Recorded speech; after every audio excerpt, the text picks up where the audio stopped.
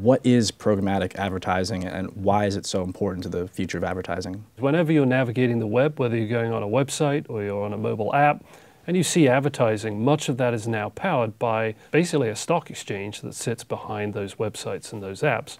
And it's a trading system. So if you're the owner of a website or an app and you have ad space to sell, you ping us in real time. It all happens very quickly in 100 or 200 milliseconds.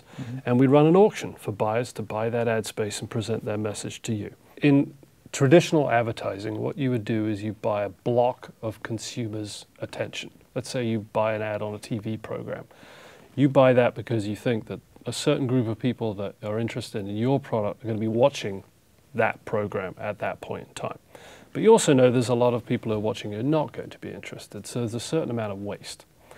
What data-driven digital marketing does, and that's what programmatic is, it allows you to say, hey, I can use the data that I have on maybe my current customers and potential customers, and I can buy ads only for those people. So I can pinpoint the people that I'm interested in when I think they're going to be interested with a message that I think they're going to find interesting. And I'm not going to spend money or invest time putting messages in front of people who I don't think are going to be interested. The landscape of advertising has obviously undergone a massive shift in the last decade or so. The way people receive ads, the way ads are delivered to people is undergoing constant change.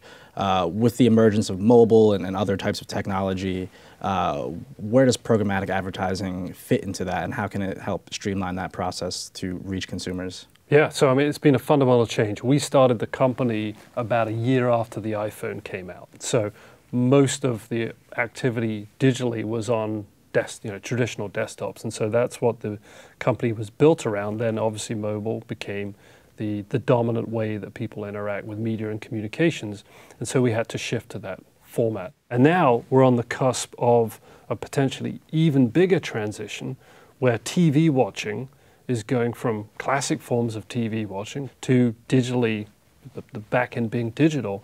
And that enables another wave of advertising innovation, which will, again, have the same underlying principles. You run a market, you have to do that with quality, you have to scale, you have to be fast, you have to have high standards, but also has to be attuned to the particulars of a digital TV experience. And that's kind of the new frontier for a lot of the industry. OpenX has sort of stated that its intentions are to focus on quality advertising. Yeah. Is that a metric? Can you measure what quality advertising is, and how important is that in a world of ad blocking and clickbait? It's fundamental, right? So an advertiser only wants to spend their money in front of real end users who can see their ads, who have a good chance of being genuinely interested. Otherwise, you're just wasting money. And so as in our industry, as in all sectors of the economy, there's fraud and there's low quality, right? Fraud is where people are trying to make money when they don't have what it is you're trying to buy. So putting fake users into the system and so on. And so we've been building systems for 6 or 7 years that help us strip out any kind of inventory that we don't think is real people. The other thing we do is a lot of curation. So it's one thing to get rid of the fraud. That's super important. Even that when you have real inventory with real people, some of it is good and some of it isn't.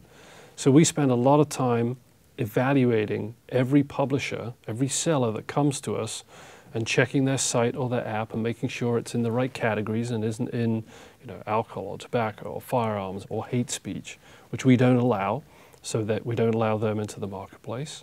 And we also look at how the ad experience is generated. For example, if you have content or a video and dozens of ads around it, that doesn't work for us. That doesn't work for our advertisers.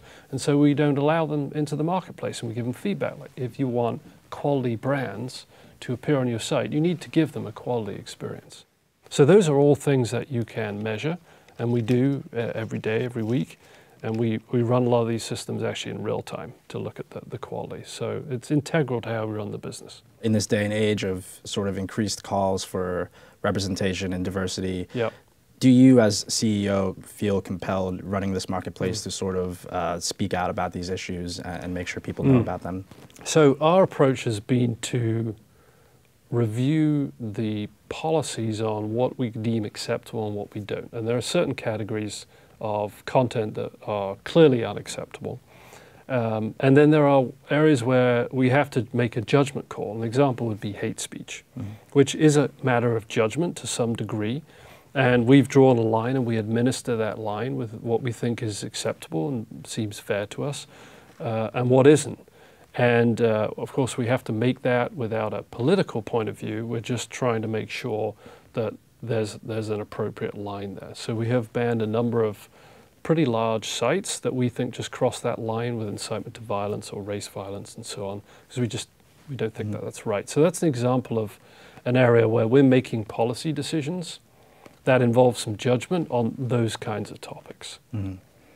Going forward, what should employees of OpenX, the customers who use it, and even the general public sort of expect from business leaders who are working in the sphere of advertising when it comes to these social issues? Where is their place as you, as a CEO, and your fellow colleagues in that realm? Well, the goal is to build a fair and open marketplace for reputable businesses on both sides.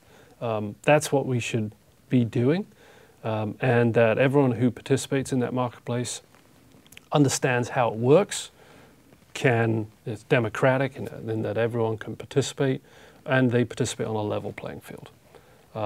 After that, we sort of leave it a little bit to the market. So our job, it's a little bit like running a stock exchange, right? Our job is to make sure that the fundamentals are in place, that it's fair, it's equitable, it's transparent, it's high quality, and then to let everybody participate. So that's how we try and run the business. And that has worked well in some of the other categories, and so we're trying to emulate that. When I look at other marketplace businesses, what works well, what doesn't.